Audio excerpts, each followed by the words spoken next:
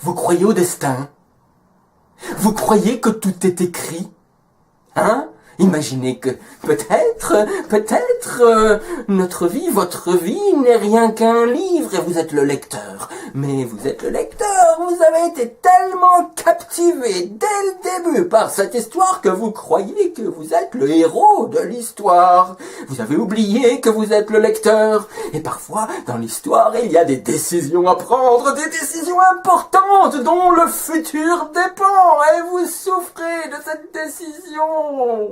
Tout va peut-être changer, tout va peut-être tourner pour le meilleur ou pour le pire. Mais il n'y a pas de souci à se faire. Faites ce que vous allez décider, déjà écrit avec toutes les conséquences. Et si vous connaissiez un bon astrologue ou un clairvoyant, il pourrait vous dire comment tout ça va finir. Il pourrait même vous dire comment vous allez mourir. Voudriez-vous savoir? Vous croyez ça? Ou peut-être vous croyez le contraire. Peut-être que vous croyez que votre destinée est entre les mains de seulement deux forces. L'une est le pouvoir de votre volonté, tout est possible. L'autre, la chance, le destin, le hasard. Bonne chance, mauvaise chance. Sans grand chose derrière, quoi. La chance.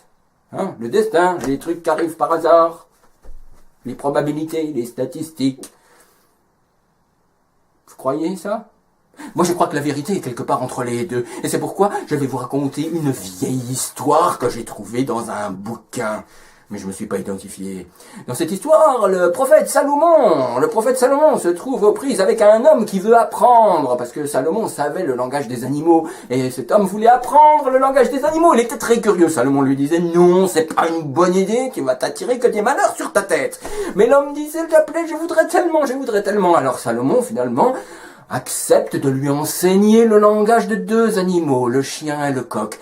L'homme est content et il rentre chez lui, il écoute, et le chien est en train d'aboyer après le coq, et il lui dit « Ouah, pourquoi voles-tu de la nourriture dans mon assiette? Tu as autant que tu veux, là, tout autour, et moi j'ai faim !» Ah là, mais émerveillé, il comprend, et le coq répond « T'en fais pas, chien, bientôt la mule de notre maître va mourir, et là il y aura de la viande, autant que tu peux en souhaiter. » L'homme entend ça, il prend la mule, il va au marché, il la vend et revient avec une somme d'argent. Effectivement, quelques temps plus tard, la mule meurt, mais l'homme n'a rien perdu, il a les sous.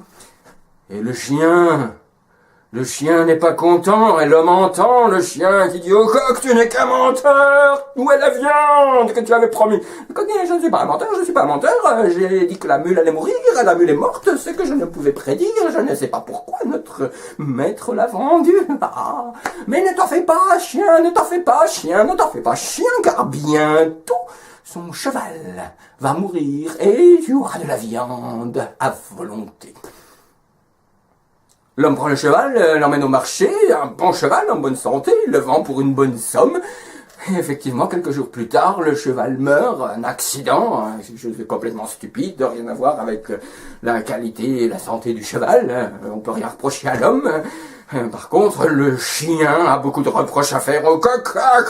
Où est la viande que tu m'avais promis par 2 fois? Tu me promets un festin par 2 fois, je n'ai rien. Oh, mais, dit le coq, oh, mais chien, je ne mens pas, le cheval est mort, comme j'avais prédit, mais je ne savais pas que votre maître allait le vendre, ça serait vraiment surprenant, il devine tout en avance, on dirait. Ouh, c'est bizarre, mais ne t'en fais pas, chien, car bientôt son esclave préféré va mourir, et là, il y aura un banquet pour les funérailles et beaucoup de restes, nous allons tous en profiter, toi le premier, ne t'en fais pas. L'homme prend son esclave, l'emmène au marché, c'est un bon esclave, en bonne santé, il le vend, il rentre à la maison. Effectivement, un accident, quelques jours plus tard, l'esclave est mort. Et le coq et le chien continuent leur discussion. Le chien qui dit coq, coq, coq, tu n'arrêtes pas de me tromper. Non, non, non, non, non, chien, je dis toujours la vérité. J'ai toujours faim en attendant. Ne t'en fais pas, chien, ne t'en fais pas, ne t'en fais pas. Car je ne comprends vraiment pas comment notre maître a pu savoir qu'il était temps de vendre la mule, le cheval et l'esclave. Mais ce que je peux te dire maintenant, ô chien, c'est que lui-même, notre maître, va bientôt mourir. Et là, il ne pourra pas aller se vendre lui-même au marché pour échapper à la mort.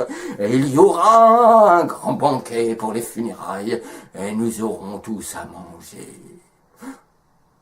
L'homme étant ça, il court voir Salomon. Salomon, que mon coq, le coq dit que je vais mourir. Et Salomon dit oui, oui, oui. La mule était le prix que tu devais payer pour rester en vie, mais tu as vendu la mule. Le cheval aurait pu faire l'affaire, mais tu l'as vendu. L'esclave aurait pu payer de sa vie pour que tu gardes la tienne. Mais maintenant, il n'y a plus rien que tu puisses faire. C'est un décret divin. Et il n'y a rien que je puisse faire pour toi, moi non plus. Et le lendemain, l'homme était mort.